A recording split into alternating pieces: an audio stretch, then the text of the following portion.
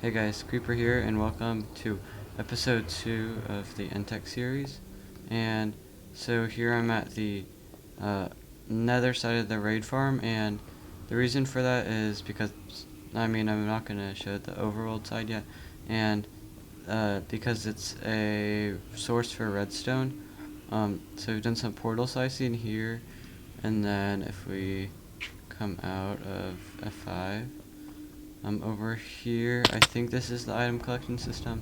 I don't exactly know how it works, but I'm pretty sure this is going to be item collection, which will go into big storage, which will be around this kind of area. And so yeah, that's been built up. We've sliced the portals as there.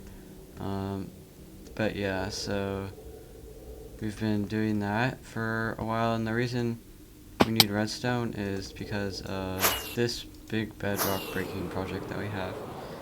So we're planning to break all this bedrock underneath this perimeter. I think it's the whole thing, yeah. And we're planning to break all of the bedrock here. Eventually have a nether hub, which will be very, very big and really cool. We already have the full design and everything, but we're just breaking bedrock at the moment. So as you can see, these are all pistons. Let me see here. If we spectate, we can see these are all pistons here. So yeah, there's this is the piston placer, which is all the way up there, which means we basically need to supply these with, or supply a player that sits, I think, somewhere in here, right there. They sit right here, and then they get supplied with pistons, and then from there they place the piston, and it goes down the line forever, basically all the way till there, and then the whole machine moves over, and then it does it again.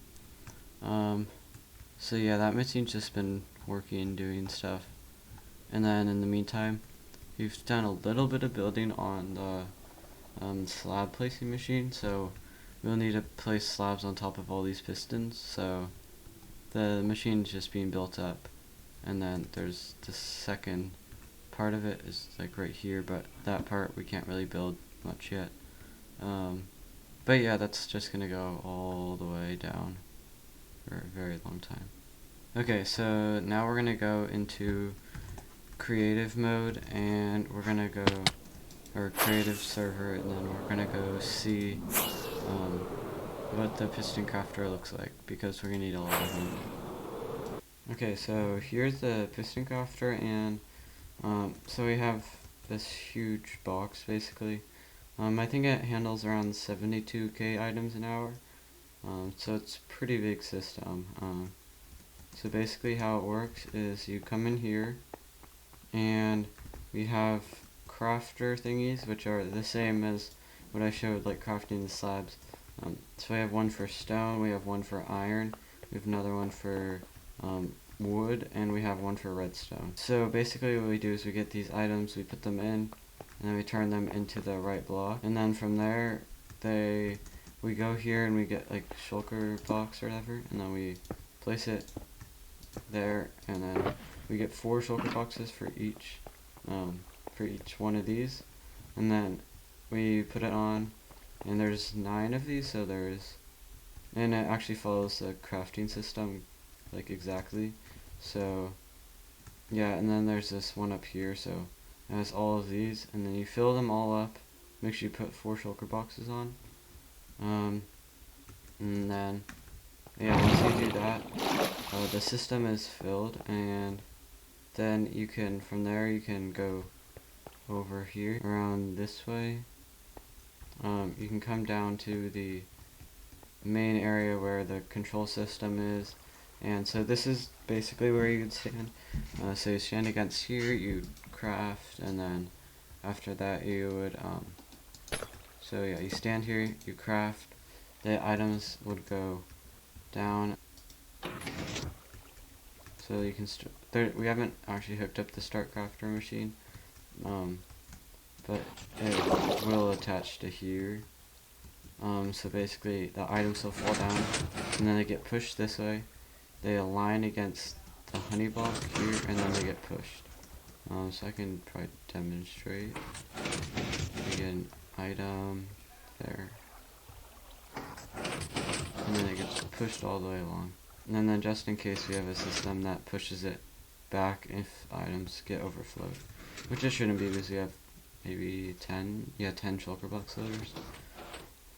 And then the system here, the shulker boxes go in, and then they go into they go into these 4 droppers. Droppers.